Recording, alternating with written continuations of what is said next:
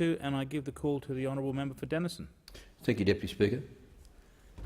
Deputy Speaker, much is made of the claim that there is no need to change the Marriage Act because gay and lesbian people already have equal rights in Australia. But of course that assertion is wrong on at least two counts. Firstly, the Marriage Act, as it currently stands, is legislated discrimination because it explicitly limits marriage to be between a man and a woman. And secondly, and perhaps even more importantly, let's not forget the power of the symbolism in this discrimination and the fact that at the end of the day the country, through its current law, treats gay and lesbian people and the love they feel for others as being inferior to the love and the recognition of that love by heterosexual couples. In other words, Speaker, the laws don't just tell us how to act in Australia, they tell us how we think in Australia. Speaker, I'm very proud to be from a state that has consistently led the marriage equality issue. In 2003, Tasmania was the first state to adopt a civil union scheme. In 2005, we became the first state to see the introduction of state legislation allowing same-sex marriages.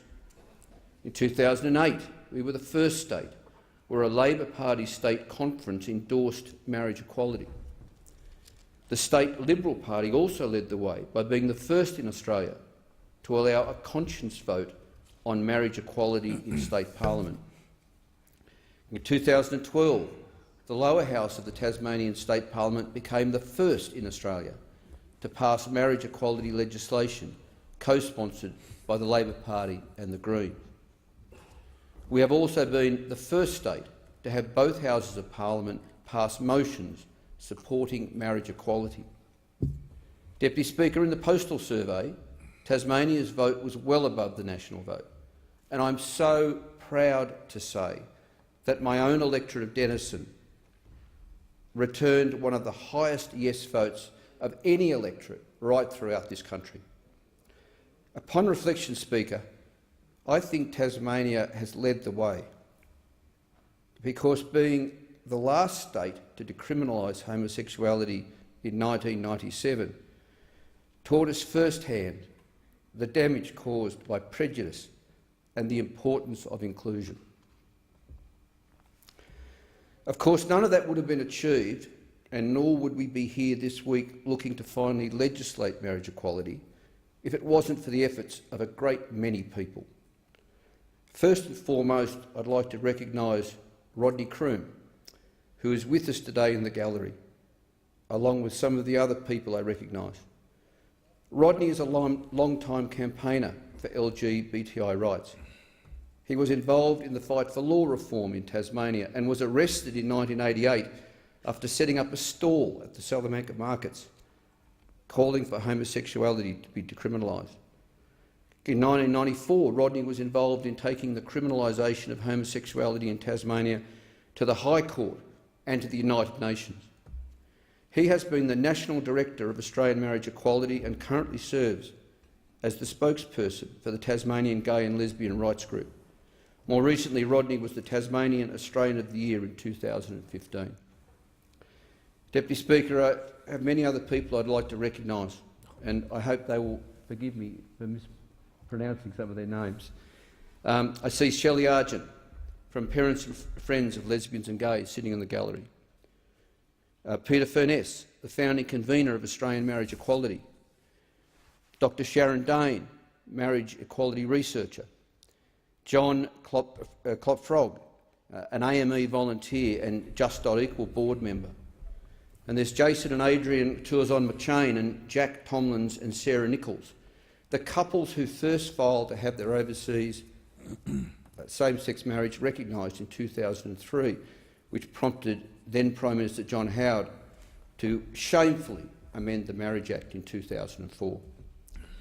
I'd also like to recognise all the people at Tasmanians United for Marriage Equality who helped ensure Tasmania returned a postal survey result above the national average, especially Megan Tudhope, Rajan Vakar Tamaran, Vincent Bound, Richard Hale, former Anti-Discrimination Commissioner Robert Banks and Sam Watson.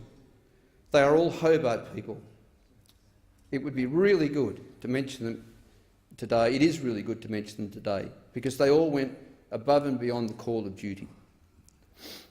Speaker, in closing, a lot of people have said a lot of things about marriage equality these last few months, including in this place this week.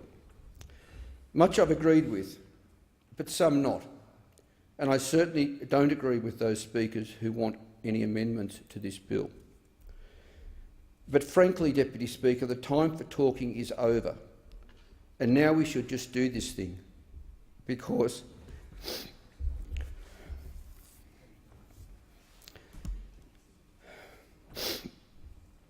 ultimately marriage equality is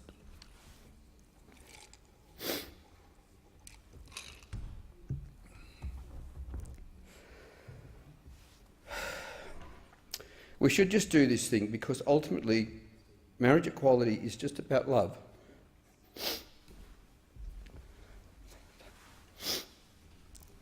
And there's no better way to describe that love than Norman McCaig's poem Incident. I hope it's safe to mention a Scottish poet here today. And he wrote in that wonderful poem Incident, excuse me, Deputy Speaker,